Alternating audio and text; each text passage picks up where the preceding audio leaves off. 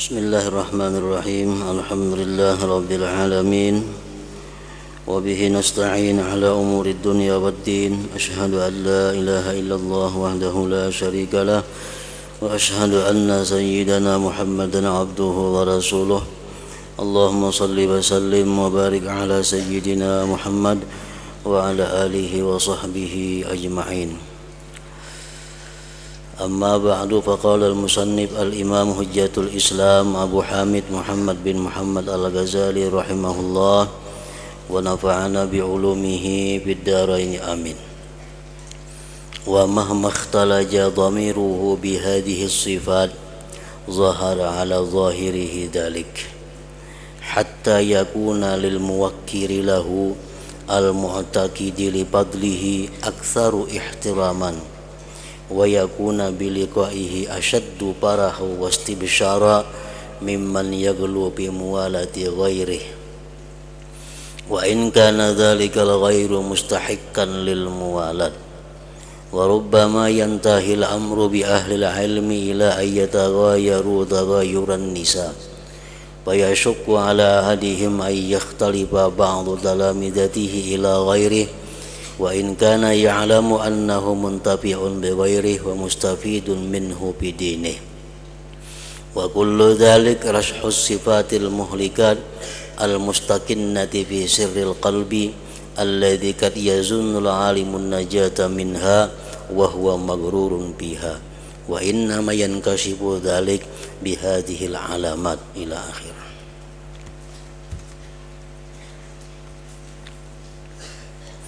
Makna kalamul Imam Al-Ghazali rahimahullah, manakala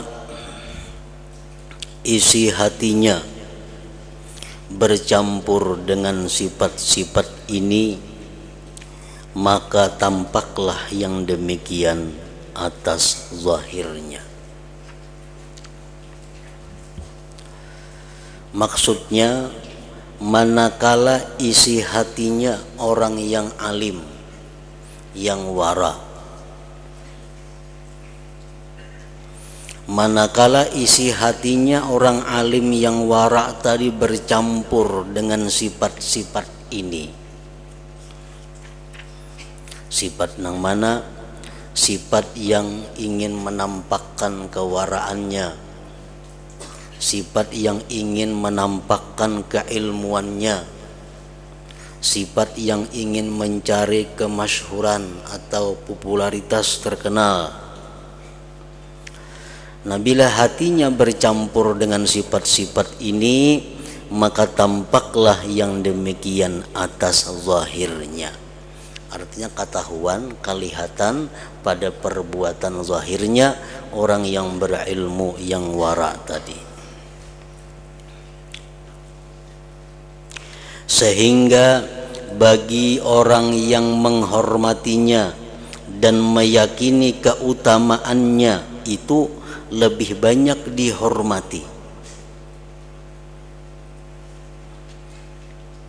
Artinya orang yang alim yang wara tersebut lebih menghormati orang yang menuntut ilmu kepadanya daripada orang yang kada menuntut ilmu lawan inya.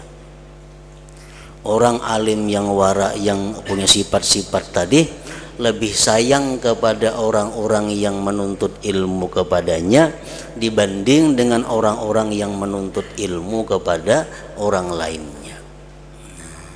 Inya lebih menghormati orang-orang yang menuntut ilmu lawan inya, berpegang lawan inya, ketimbang orang-orang yang menghormati berpegang kepada orang yang lain. Itu tanda-tandanya. Sehingga bagi orang yang menghormatinya dan meyakini keutamaannya itu lebih banyak dihormatinya. Bila orang kada mengaji lawan inya, kada dihormatinya, kada disayanginya, kada dihiraukannya. Tapi kalau orang itu mengaji lawan inya, yang diperhatikannya, itu alamatnya. Dan ia dengan berjumpa dengannya itu lebih senang dan lebih gembira daripada orang yang berlebihan dalam bersahabat dengan orang lain. Inya berjumpa kepada orang yang menuntut ilmu kepadanya lebih suka daripada berjumpa orang yang menuntut ilmu ke orang lain. Inya lebih senang berjumpa kepada orang yang meyakini kehebatannya daripada berjumpa lawan orang yang meyakini kehebatan orang lain.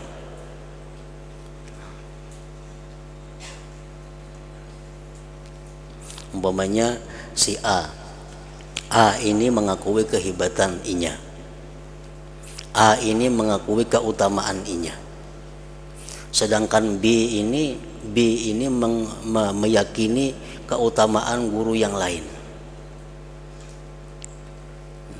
memuliakan kepada guru yang lain. Nah, si inya orang alim ini kalau lebih mengutamakan kepada orang yang mengutamakan inya, nah itu tandanya kada biris. Tandanya orang alim ini punya sifat-sifat yang tercela itu. Dan ia dengan berjumpa dengannya itu lebih senang dan lebih gembira daripada orang yang berlebihan dalam bersahabat dengan orang lain, walaupun orang lain itu lebih berhak untuk persahabatan. Kita boleh membedakan penghormatan antara menghormati A lawan B. Kalau salah satu itu lebih saleh, lebih takwa, lebih alim, nah boleh kita menghormati orang itu lebih daripada menghormati orang yang biasa. Kalau kita menghormati seseorang karena inya itu memuji kita, kalau kita menghormati orang karena orang itu mengagung-agungkan kita, tapi kita kurang menghormati kepada yang lain yang tidak memuji kita, yang tidak mengagungkan kita, kurang kita menghormati. Nah, berarti kita ini punya sifat-sifat yang tercela.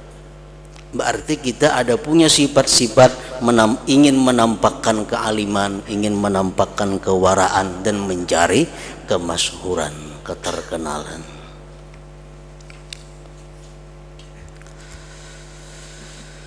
Dan kadang-kadang urusan ini berakhir dengan orang yang berilmu sampai bahwa mereka saling cemburu seperti cemburunya perempuan. Maka berat atas salah seorang mereka yang bahwa sebagian muridnya mendatangi kepada orang lain, walaupun ia tahu bahwa murid itu mengambil manfaat dengan orang lain itu dan mengambil faidah daripadanya tentang agama. Nah, akhir-akhirnya kaina ujung-ujungnya orang yang berilmu tersebut dia kada suka kepada seseorang kalau orang itu mengaji di tempat orang lain.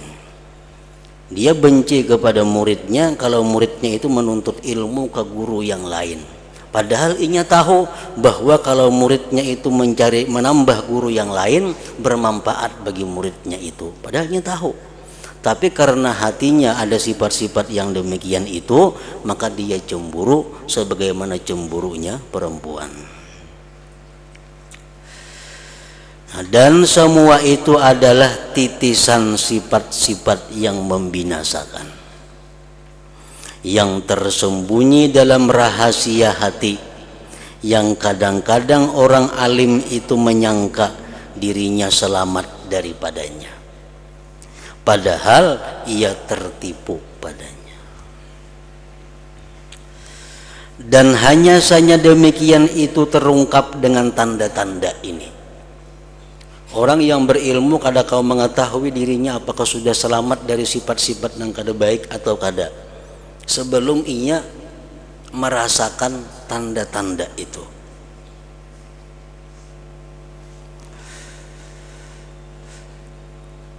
Dan hanya saja demikian itu terungkap dengan tanda-tanda ini. Dan fitnah orang alim itu besar.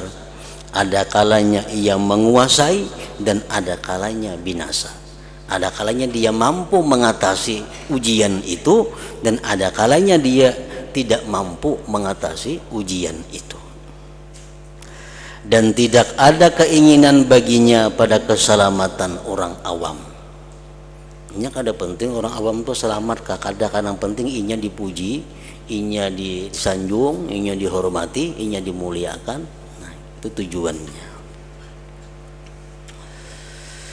Barang siapa merasa pada dirinya dengan sifat-sifat ini, kalau kita jadi orang alim, kalau kita mengajar, tapi di dalam hati kita timbul ada sifat-sifat kayak tadi. Bila orang mengaji lawan kita, kita hormati, kita sayangi.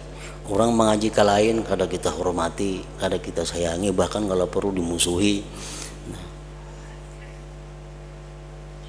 Nah, kalau kita merasa ada punya sifat-sifat seperti itu, maka yang wajib atas orang yang berilmu tadi adalah beruzlah. Yang wajib beruzlah, menyendiri, mencari humul tidak dikenal, dan menolak untuk memberi fatwa manakala diminta orang. Nah, kalau inya merasa hatinya masih seperti itu, kada usah mengajar, kada usah memberikan fatwa. Yang penting inya adalah mengurus dirinya sendiri dahulu, menghilangkan sifat-sifat yang kada baik dalam dirinya tadi. Masjid pada zaman sahabat radhiyallahu taala anhum itu mengumpulkan sekelompok dari para sahabat Rasulullah sallallahu alaihi wasallam. Di Masjid Nabawi itu sepeninggalnya Rasulullah sangat banyak orang-orang alim, sahabat-sahabat Nabi. Mereka adalah para ahli fatwa. Mereka bisa berfatwa karena mereka mengaji dengan Rasulullah. Dan mereka saling menolak memberi fatwa. Kalau ada orang betakun fatwa, mereka kalau bisa menolak. Kan betakun ke anu si A aja, si A itu lebih banyak ilmunya daripada aku. Kan betakun lawan si B aja, si B lebih banyak ilmunya daripada aku.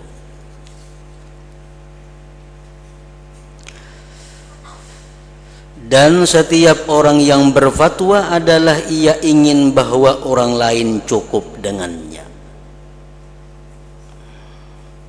Artinya inya tuh hendak bahwa orang lain aja yang berfatwa itu kada usah inya.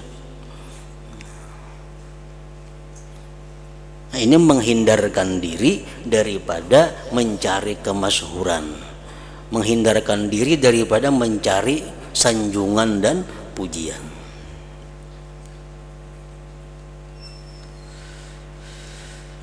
Nah, jadi orang-orang yang alim, orang-orang yang berilmu, yang dalam hatinya masih ada sifat ingin terkenal, dalam hatinya masih ada sifat ingin dipuji, disanjung, diketahui orang kehebatan-kehebatannya, orang ini paling baik baginya kada usah mengajar. Yang paling baik uzlah, menyendiri. Apa tujuan menyendiri? Memperbaiki diri terlebih dahulu.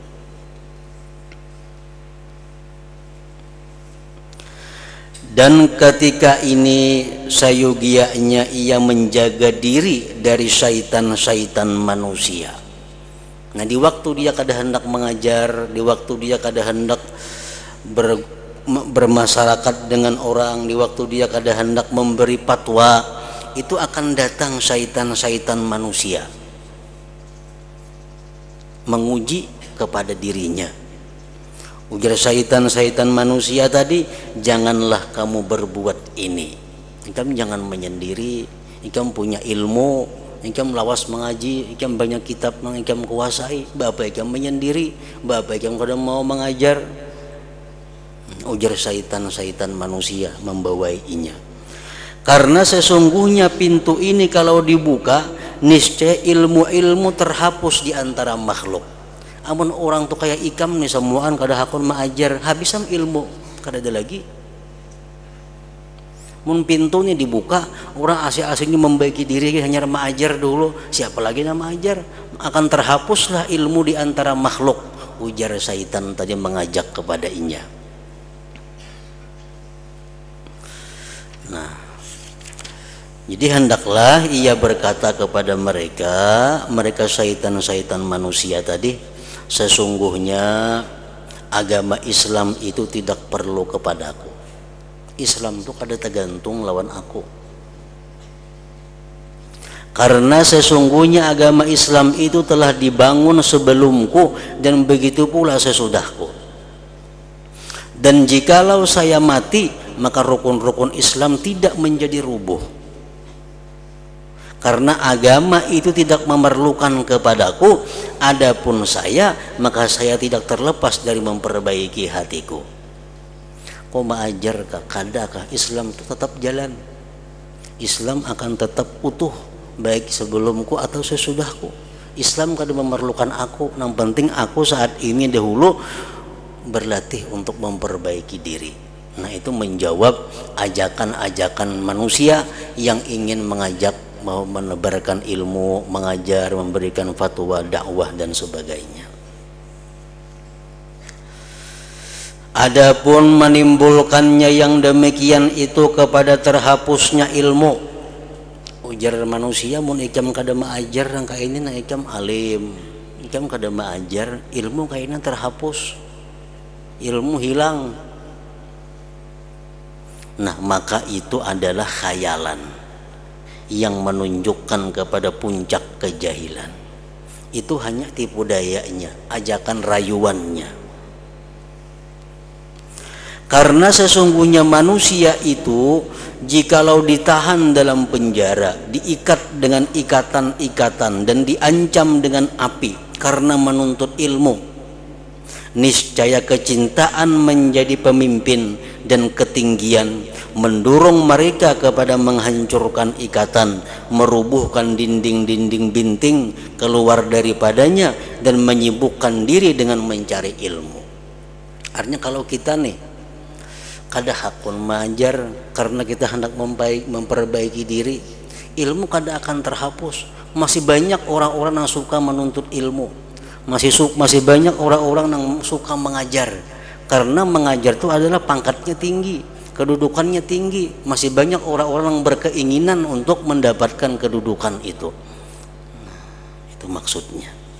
Jadi jangan berpikir kalau aku kada mengajar kayaknya terhapus ilmu, kada macam itu. Mun aku kada mengajar Islam rubuh, kada ada harapan. Banyak lain pada kita yang mengurus agama Islam itu. Yang penting kita lebih dahulu memperbaiki hati, jangan sampai ada menggunakan ilmu itu untuk mencari hal-hal yang dilarang oleh agama. Maka ilmu tidak dapat terhapus selama syaitan mendorong kepada makhluk untuk cinta kepemimpinan. Dan syaitan tidak kendur dari perbuatannya sampai hari kiamat. Bahkan bangkit untuk menyebarkan ilmu kaum-kaum orang-orang yang tidak ada bagian bagi mereka di akhirat. Ilmu kada akan terhapus. Bahkan makin banyak orang-orang yang menuntut ilmu, karena dengan ilmu dia akan mencapai ketinggian pangkat, ketinggian martabat di sisi manusia. Sabda Rasulullah sallallahu alaihi wasallam, innallaha yu'ayyidu hadzal dina bi aqwamin la nasiba lahum. Artinya sesungguhnya Allah menguatkan agama ini dengan kaum-kaum yang mereka tidak mempunyai bagian di akhirat. Agama ini diperkuat oleh orang-orang yang di akhirat tidak ada surga. Ini orang punya ilmu banyak, punya ilmu lengkap, tapi inya mengajar tujuannya bukan karena Allah. Inya mengajar tujuannya bukan untuk memperkuat Islam, tapi tujuannya untuk mencari sanjungan, mencari dunia, pangkat dan kedudukan. Nah, inya menyebarkan ilmu. Dengan tersabarnya ilmu ini, Islam jadi kuat. Padahal yang menyebarkannya ini orangnya orang yang tidak ada bagian apa-apa nantinya di akhirat. Jadi jangan berpikir Islam itu akan hilang, kada ada harapan. Islam akan terus berkembang walaupun yang pengembangnya ini orang-orang nang kada ada bagian apa-apa di akhirat. Innallaha la yu'ayyidu hadzal dina birrajulil fajir. Ujar Nabi, sesungguhnya Allah menguatkan agama ini dengan seseorang yang berbuat maksiat. Agama Islam ini jadi kuat dengan orang-orang yang ahli maksiat. Banyak kita misal orang sembahyangan, orang beribadah dijaga oleh orang-orang yang kuat-kuat. Di negara Islam misalnya orang beribadah itu dijaga oleh tentara-tentara Islam. Tentara-tentara Islam inilah keamanan supaya orang sembahyang jangan diganggu, supaya orang sembahyang merasa khusyuk, tenang. Padahal si askar sembahyang nggak adanya, cuma menjaga orang sembahyang agar aman. Nah itu maksudnya Allah memperkuat agama ini dengan orang-orang yang jahat.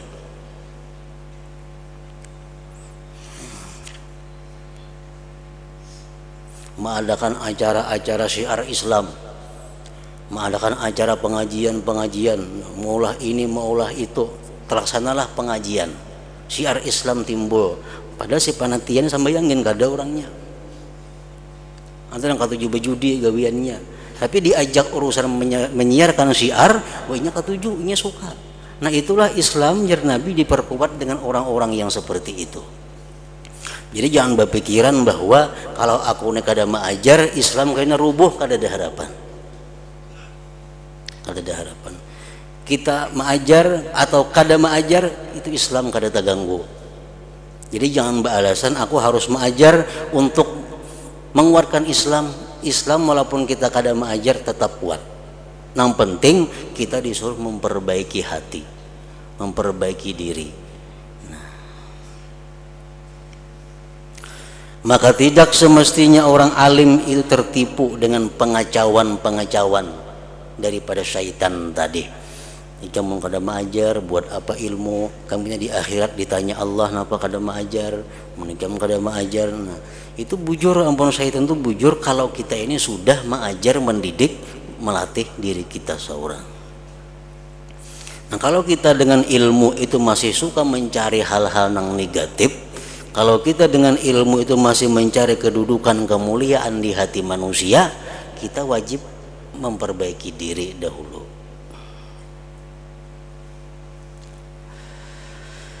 Maka tidak semestinya orang alim itu tertipu dengan pengacauan-pengacauan, lalu ia sibuk dengan bercampur dengan makhluk sehingga terdidik dalam hatinya cinta kedudukan, pujian dan penghormatan. Nah sesungguhnya demikian itu adalah sifat munafik. Rasulullah sallallahu alaihi wasallam bersabda, hubbul jah wal mal yumbitun nifaq fil qalbi kama yumbitul ma wal baqla.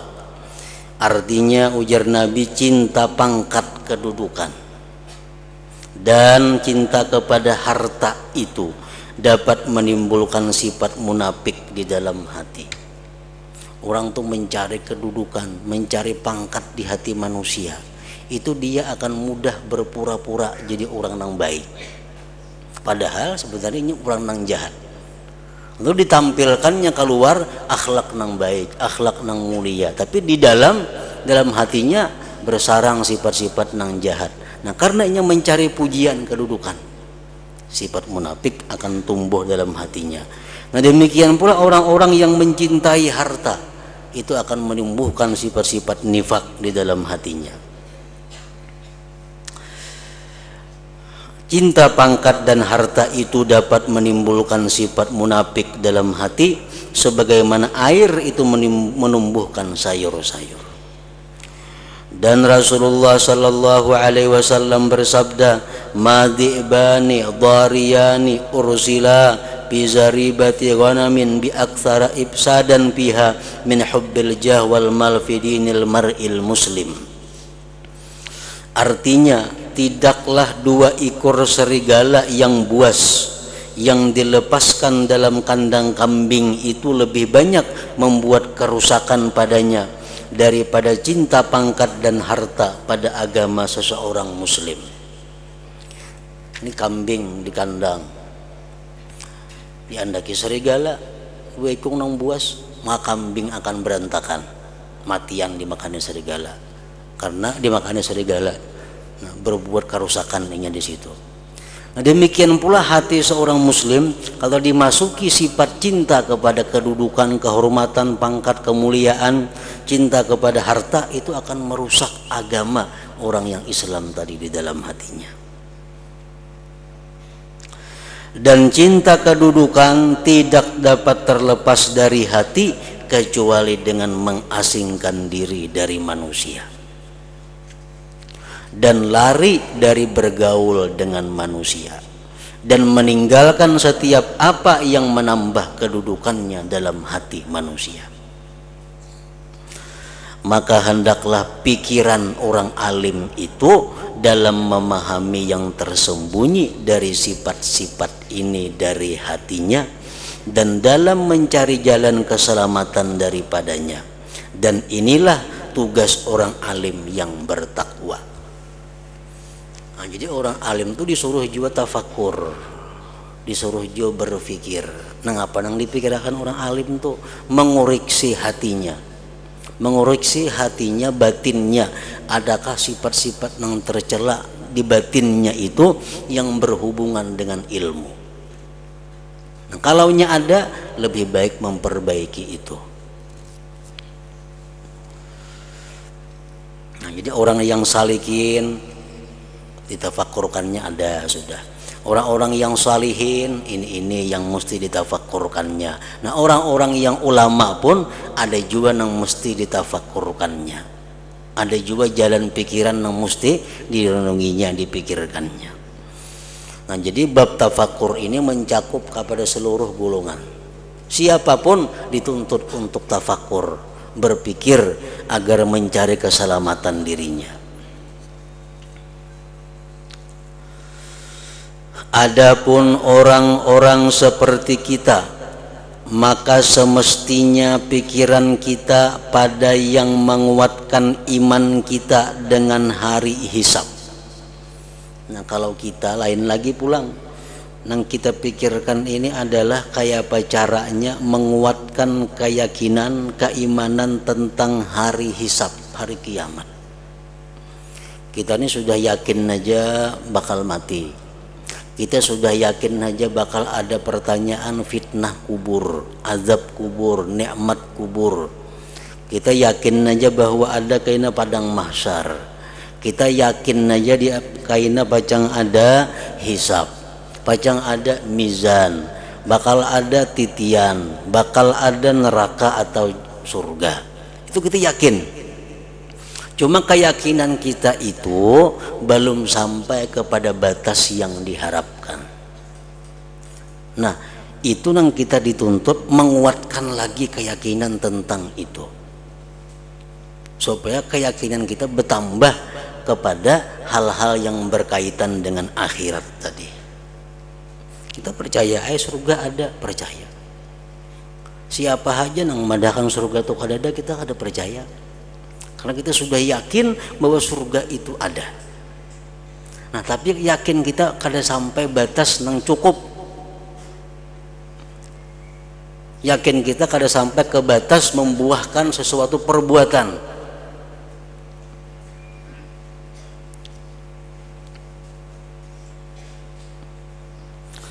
Adapun orang-orang seperti kita, maka semestinya pikiran kita pada apa yang menguatkan iman kita dengan hari hisab.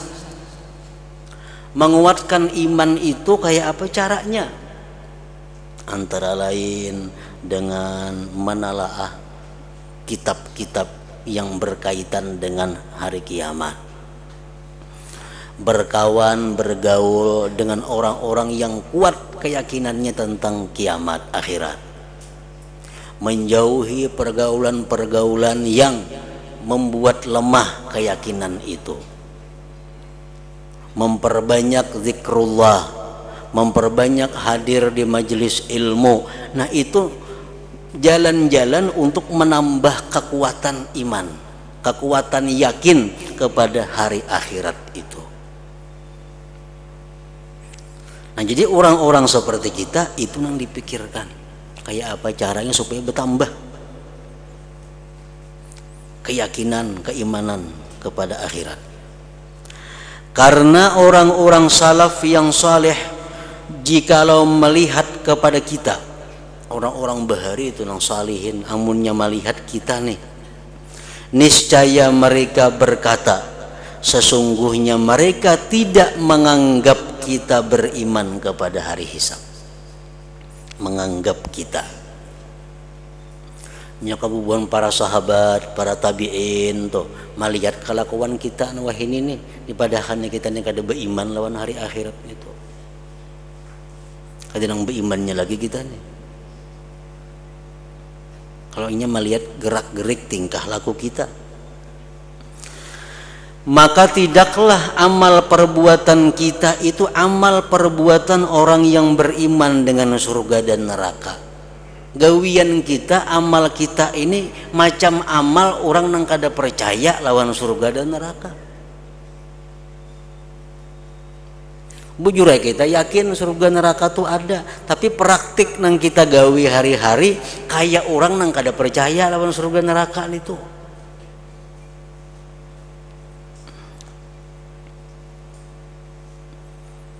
Karena sesungguhnya barang siapa takut kepada sesuatu, maka ia lari daripadanya. Kita takut lawan sesuatu pasti kita buka. Nah, amun kita takut daripada neraka pasti kita buka. Dan barang siapa mengharapkan sesuatu, niscaya ia mencarinya.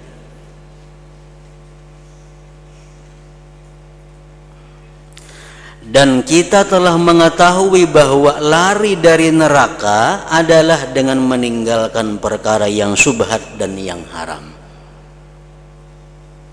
dan meninggalkan perbuatan-perbuatan maksiat. Sedangkan kita tekun padanya.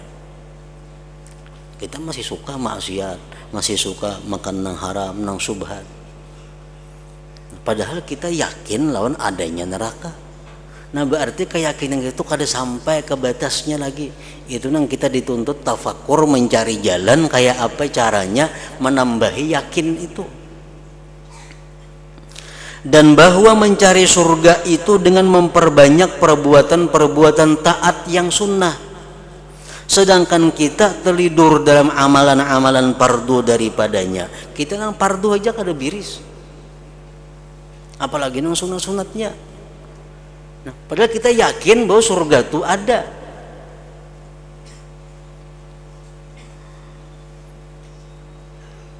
Nah, maka tidak hasil bagi kita dari buah ilmu selain bahwa orang mengikuti kita dalam ketamaan kepada dunia dan kerakusan kepadanya. Dan dikatakan bahwa jikalau ini adalah tercela, niscaya para ulama itu lebih berhak dan lebih utama untuk menjauhinya, kerakusan kepada dunia dan kecintaan daripada kita. Dan mudah-mudahan kita seperti orang awam, apabila kita mati maka dosa-dosa kita mati bersama kita. Orang-orang awam ini bila mati habis juga dosanya. Nah, kalau orang-orang yang berilmu, apalagi mereka sudah mengarang kitab, memberikan fatwa, kalau kitab itu keliru, fatwanya salah, walaupun inya mati, dosanya kada mati, karena tetap dipakai orang kesalahannya itu. Maka alangkah besar fitnah yang kita hadapi, ujian yang kita hadapi jikalau kita berpikir. Maka kita memohon kepada Allah Ta'ala agar memperbaiki kita dan memberi taufik kepada kita untuk bertobat sebelum Dia mematikan kita. Sesungguhnya Dia yang maha pemurah, yang maha lembut dengan kita, yang menganugerahkan kenikmatan kepada kita. Nah, maka inilah jalan-jalan pikiran para ulama dan orang-orang saleh tentang ilmu muamalah. Ilmu muamalah, ilmu memperbaiki hati, ilmu memperbagusi akhlak, ilmu membujurakan ibadah, itu ilmu muamalah ngarannya.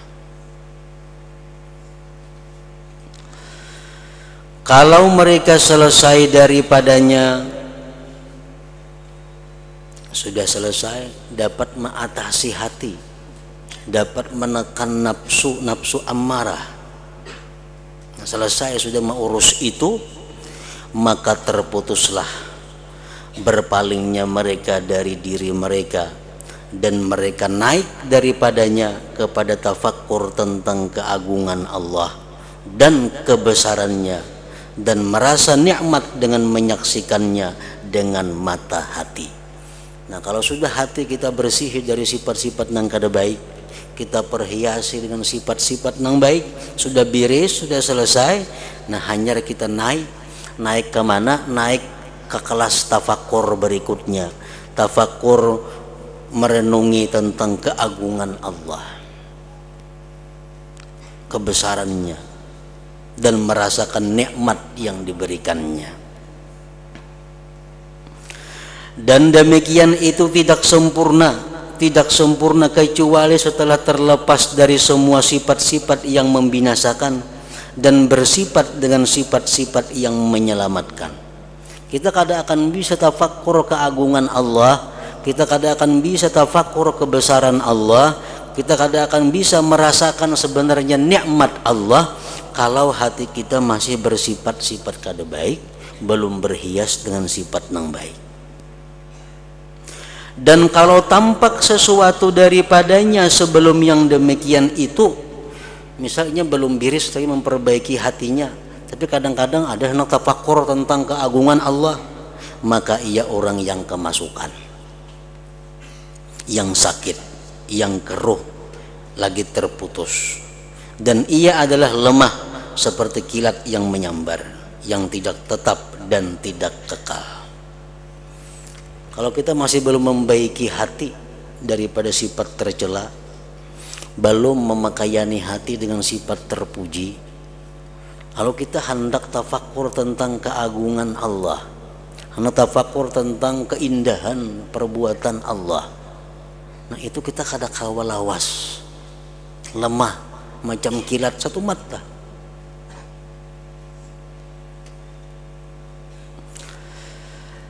Dan ia adalah seperti orang yang rindu, yang bersunyi-sunyi dengan orang yang dirindukannya, tetapi di bawah pakaiannya ada ular-ular dan kalajengking yang menggigitnya berulang kali. Kita berhadapan dengan orang yang kita rindukan, berduaan di tempat dengan orang yang kita rindukan, tapi di awak kita banyak ular, ada lah kalajengking, kaulah kita nyaman berhadapan itu, orang urusin aja dulu. Maka menjadi sulit atasnya kelezatan menyaksikan. Kayak apa jaharatnya orang yang dipandang, mun di awak kita ada ular, kada tak urus lagi orang itu. Nah, kayak itu juga kita kada akan bisa melihat, mata hati kita kada akan bisa melihat keindahan Allah, keindahan ciptaannya, kalau di dalam hati kita banyak sifat-sifat tercela itu.